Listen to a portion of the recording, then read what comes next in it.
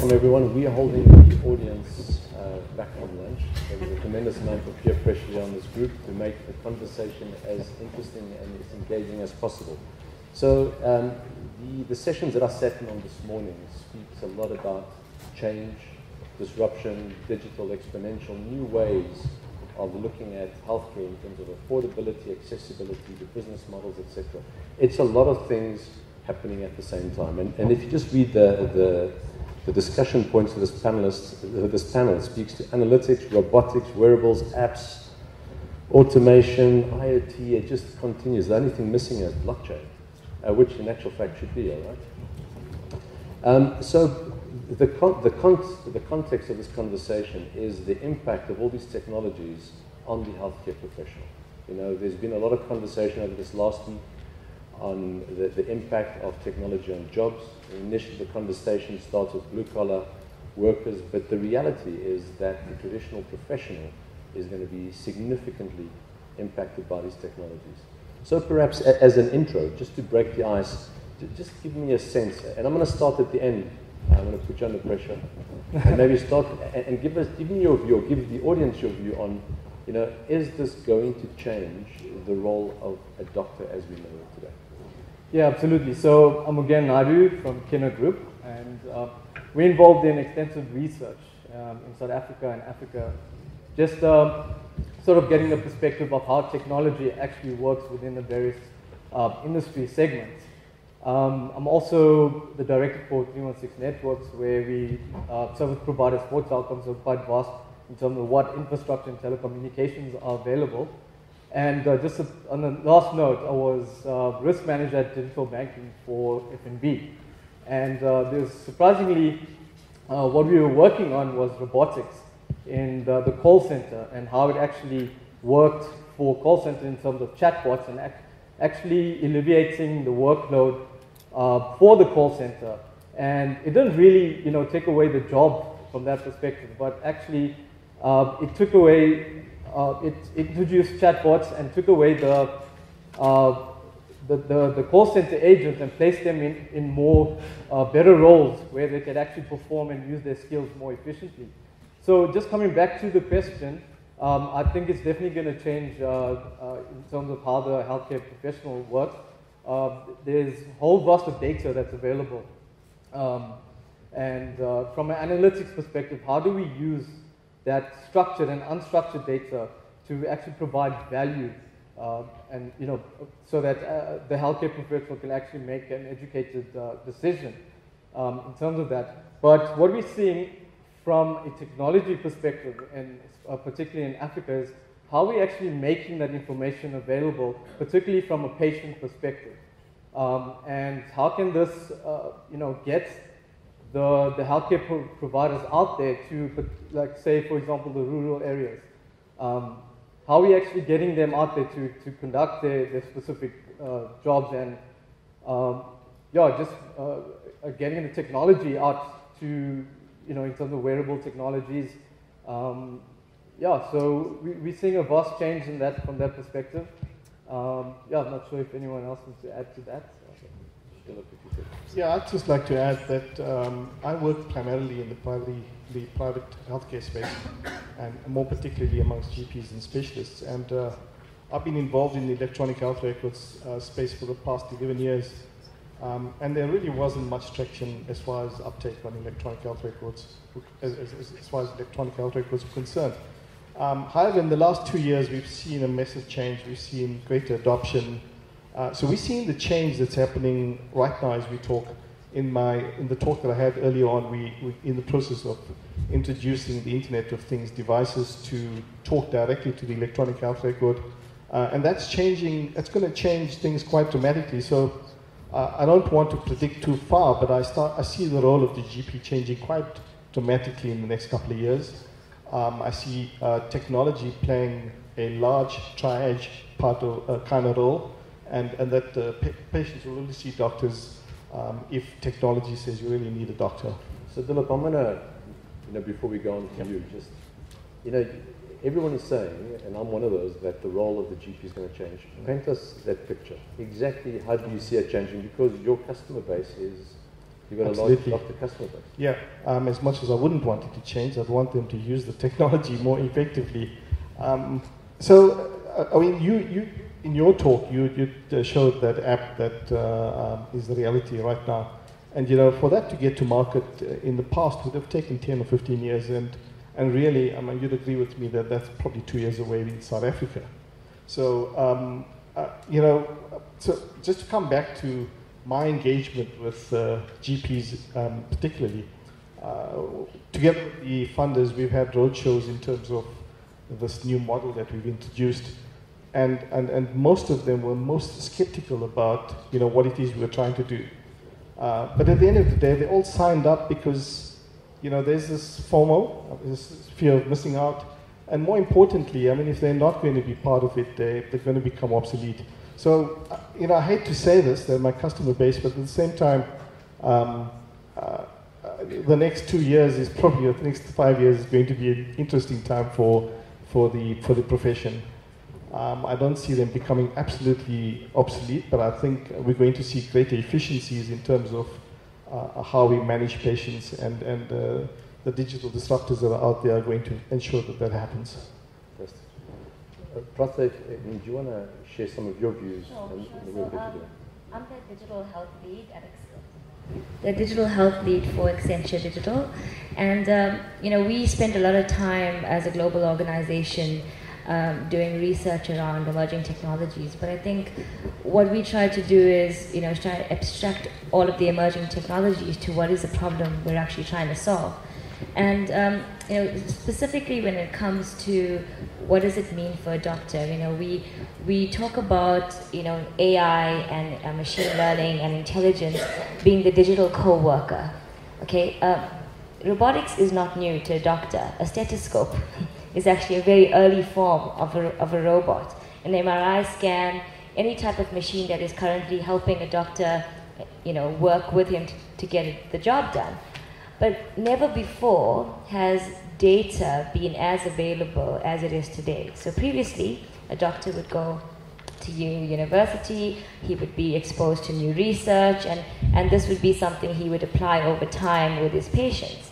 But today in the sharing economy, it's really easy for one, data to be accessed, and two, the evolution of machine learning now creates a competitive situation. So if you had a doctor who doesn't need to eat, doesn't get tired, can probably read thousands of pages of new research, can remember every micro moment of his experience, and share this in 11 languages at any given point in time. That has now changed the game. And I think what it does do is it creates the space for a doctor to be thinking about a different value add. With the advent of artificial intelligence and robotics, you could have, you know, surgery and procedures go way better in a shorter space of time. There's been research to show that you could get scans of an MRI of a patient specifically linked to his data, and actually before the patient even gets there. The procedure is done with absolute precision, and it is then more of an alliance rather than the robot taking over the doctor's role. And I also think that, you know, as artificial intelligent robots become trained, doctors will play a key role in making sure that their experience comes to bear. Artificial intelligence is going to bring new roles, like, you know, there's three roles we talk about. One is trainers, who's going to train the bots to be able to respond effectively in situations. The other one is what we call explainers. There's going to be decisions that's going to be made by artificial intelligence. And these decisions might not always go the way a doctor would have decided. And so there's going to be a combination of the medical professional with the artificial intelligence technologist to have to understand and explain why certain decisions and recommendations are being made. And then finally, there's sustainers, which are people that need to make sure that if we're relying on this technology, that there's digital trust, that we're able to sustain this, there's new research built in. And so I think it's going to be a really exciting time where we say doctors' roles are going to change, but they're going to have to look at technology as a digital co-worker and not just an enabler. So it's a tough one to follow. So no, it's good. All good.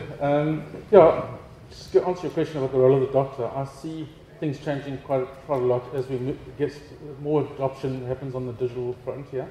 If we look globally where the market's going to and where technology is driving us, I think you'll have less patient visits at the doctors. I think you'll only come when it's needed.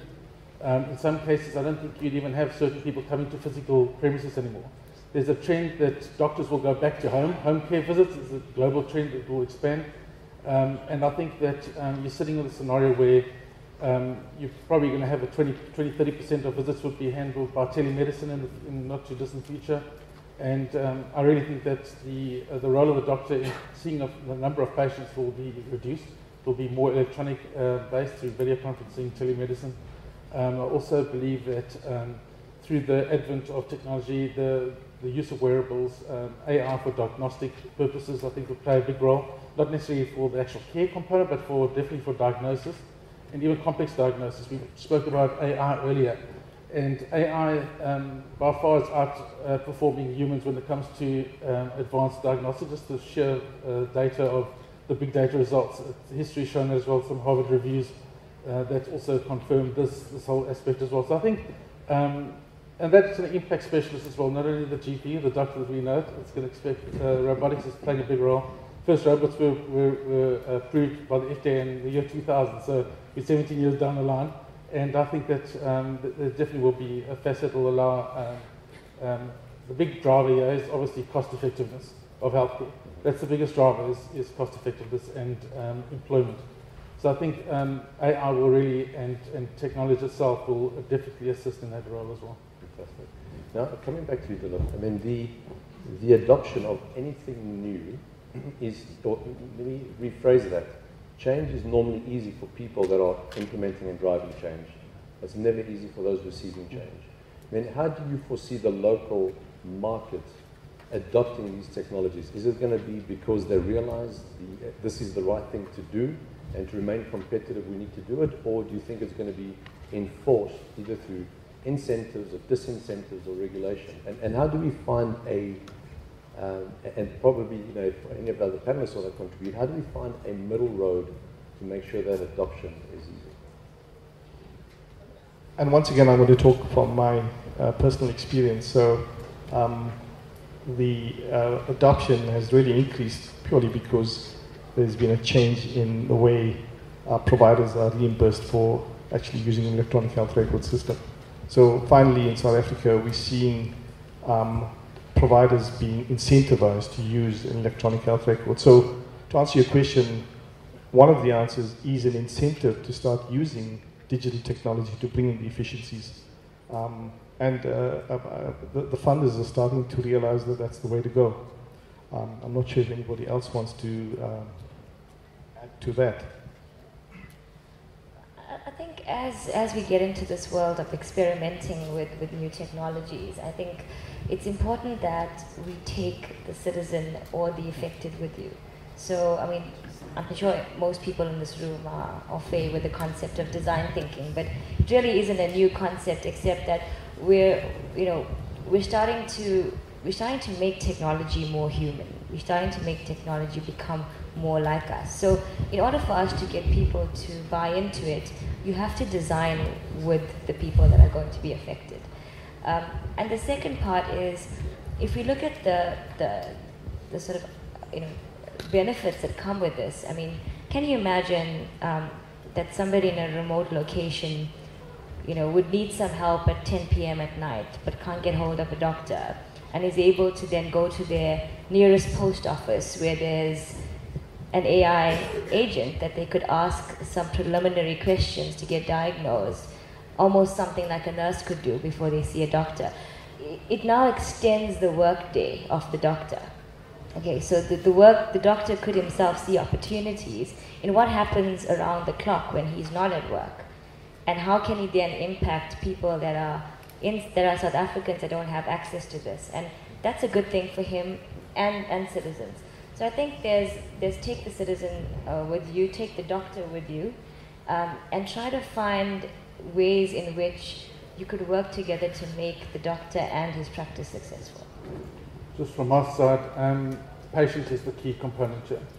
I think if you can get advocacy and adoption by patients, patients want electronic records, they want access to it. I think the patient has a big role to play to stand up and say, I want rights to it is my medical record, I want to take control of it, I should have access to it. And I think that's another angle that can drive adoption, because they're a key component of this, key stakeholders. It's all about them, but they're not always recognized effectively by the market. So I think patients would be a very, very key market, I think, to drive this adoption. So there's one thing about talking about the electronic medical record, which in itself could be displaced by blockchain in the next year or two. And then all these debates around data ownership and who owns it and who plays along it becomes irrelevant. When you're dealing with these technologies and you're a patient in the bed and you don't see the doctor, but you see someone pitching up in an iBot and speaking to you and extracting data of your well-being, do you think that same level of openness applies, or do you think patients in that instance, from a UX perspective, an experience perspective, are going to be open to this? I think it's going to be a challenge in the beginning. I think as more and more adoption, and like any technology is always tough to adopt in the beginning. Same with the medical doctors with digitization. It's a process that takes time. And like the acceptance of the cell phone, acceptance of a fax machine, all these things happen over time and they get adopted. I think it's going to be a time process. It's going to be hard for people to accept that. And again, from a diagnosis perspective, maybe there's a easier adoption role there, but definitely from a care perspective, you're going to need the empathy or sentient nature of a human to try and augment that gap or bridge that gap. So we've already got examples of facilities around the world. There's an organization in the US called Mercy Health. You may be familiar with it, where they have got no patients in their clinics. They're completely virtual clinics. In actual fact, if you arrive at a Mercy Health clinic, what you find is clinicians working in the clinics and each clinician monitoring 3 or 4 beds of patients, either in ICU, in recovery, or at home. Now, the immediate impact is a reduction in healthcare, not just in terms of needing to have a doctor on site, but you also don't need the bricks and mortar necessarily to treat those doctors. So it seems like to treat those patients. It seems like the business model is there. What would it take to drive that adoption locally? Do you think regulations, as they're written at the moment, allow for that? Do we need more dialogue with government? And I'm going to ask you. I think it's way ahead of our time for this country. Personally, I don't know if a government will even adopt that approach. I really don't. I'm skeptical as to whether the government will take that leap, that kind of plunge right now. Cost-wise, the whole methodology, the approach, I think is a bit too far. Maybe I think it's going to rely on private enterprise and private companies and maybe some good funders to come to the party and to actually create use cases. You're smiling. I'm going to come to you. I've got a special question for you. I'm going to come to you because you're smiling. I don't know if you're agreeing or disagreeing with that comment. What's your views on the adoption of something as dramatic as that? I think the comment is fair, and I think people have perspectives around how fast we can move as a country. But, you spoke of open innovation earlier, and we spoke about how innovation is just a way of doing things. And I think that if South Africa, from a government perspective and a private sector perspective, don't get into an innovative mindset, we wouldn't be able to taste and experience and sort of prototype this. Then we're sitting back without really knowing. And so I think that, we've just launched our Liquid Studio in Accenture. It's probably a month ago. And we've had 29 AI agents being developed. These are not things that anybody has to make a large investment to do. But the whole idea is come in, experiment, come in with a use case, bring in the people that could be affected, test it out, learn from it. And I think it's not even about first world solutions. It's about using technology to solve our challenges here today, which becomes a whole new realm of how we would do things. So, I don't think that we should sit back and watch. I think we should get involved. I agree.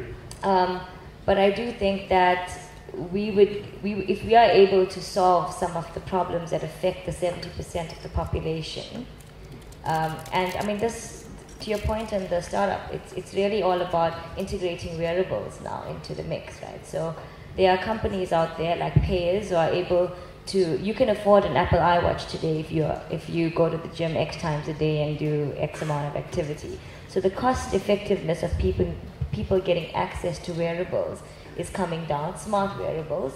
If you want to become healthier and empower yourself, and if you have a wearable, then all of a sudden you have access to all of these apps that others, that people can then jump onto and say, well, actually you have a smartwatch anyway, we'd now be able to get this reading, etc., etc. So I don't think we're as far off. I think it's a case of what we call an ecosystem power play, is you need to not do it on your own. You need to bring people who have the data, people who have the experimental mindset and ability.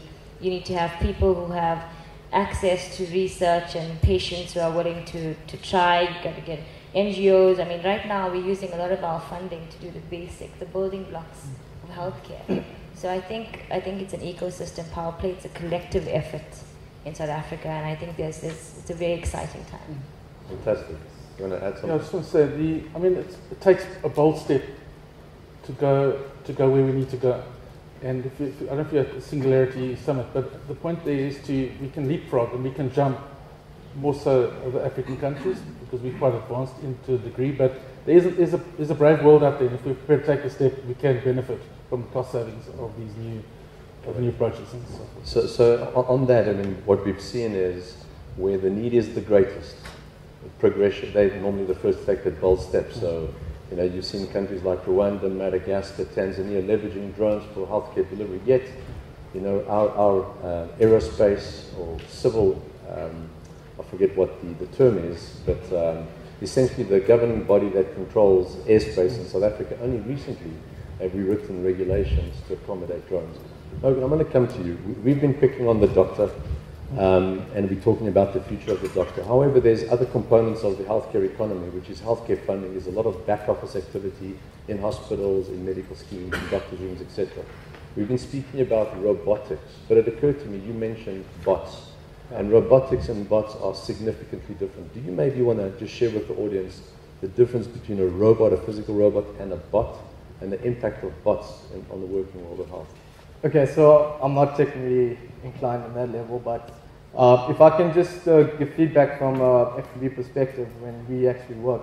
So these particular chatbots are actually programmed in such a way that they can handle from a human interactive perspective. If a customer calls in on a phone, these are handled what customers will actually generally the agents guide the customer to handle whatever the financial case is. So how do we actually bring that particular bots into the medical profession where it can also handle from an emotional intelligence or decisions that that a doctor needs to actually to make from that perspective. From a robotic side, I don't have much experience on that, so maybe someone else can actually talk around that. Elaborate on the chat on the bot side. So I talked earlier about integrating the Internet of Things, talking to devices, to the electronic health record, and what we've developed is an interesting way of utilizing bot technology. So we're receiving lots and lots of data. It's essentially a deluge of data that comes through all of these devices, through thousands of patients.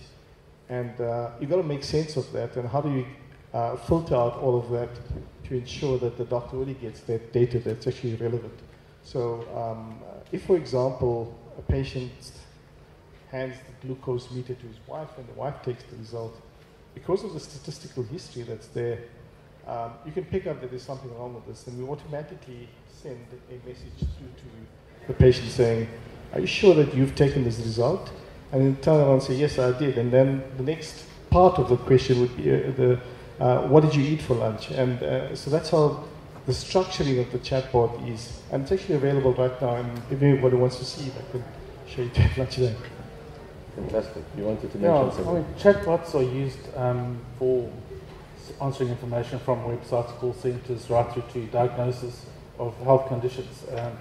There's avatars have been created on mobile phones that talk to you, that can gauge your emotion, your mood.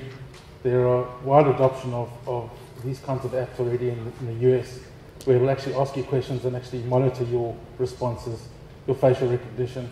And it's mostly been adopted between 18 and 38-year-olds in the US. So it's like your students and early and young adults, basically, were the main users. So that's all the use of chatbots is to really go through tons and tons of data, start identifying responses, understand what is causing that response, hence why you were mentioning about what did you eat. So it's decision trees that basically are created through machine learning.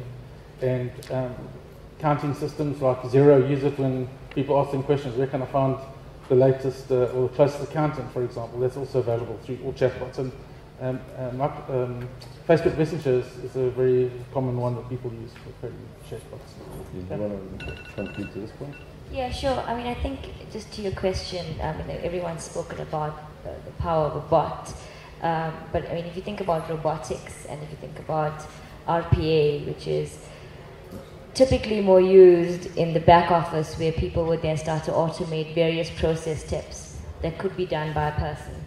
And so when people talk about RPA, it's actually, if you think about artificial intelligence, something like an Excel spreadsheet is probably the lowest form of something that is a bot that then starts to then, create some automation between systems. So if there is the payer, the provider, and then the patient, and if there's some element of the patient's gone to see a doctor and there's been a script that's been handed over, the ability for that then to automatically be processed in the pharmacy that you use and be automatically paid by the provider is more what is robotics, because it's actually the ability for systems to talk to each other behind the scenes without you having to necessarily engage with it, is my understanding. And as you then move towards, bots, which become more, customer focused. So there's a trend now which is, saying AI is the new UI.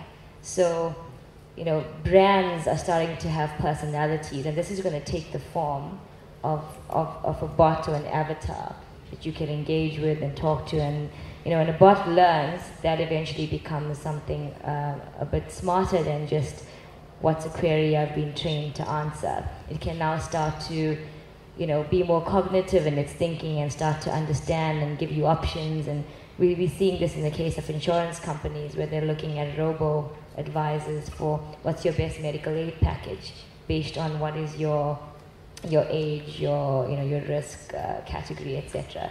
So I think I see robotics and AI and machine learning all just an evolution of each other. Correct. So we've got to start wrapping up, and perhaps I'm going to ask you to give a 30-second blip in terms of advice that you would give to doctors about being open-minded to the future that's coming at all of us. I'm going to start with you since you got the mic in your hand. So I have this conversation with my sister and her husband very often because they're in the medical space, but they're also in the public sector medical space, which I think is quite an interesting conversation. And the debate goes something like this. I think it's important that they understand that technology has matured and that the data that they have and that they have shared and that they have experienced can now be processed on a much faster level and in a quicker way. And actually that I think if you are able to embrace it and get ahead of the curve and have a point of view on it, I think that you differentiate yourself already, because it's those doctors that are sort of scared of the change and scared to be involved in the conversation that tend to sort of form a barrier between people who are interested and who are not.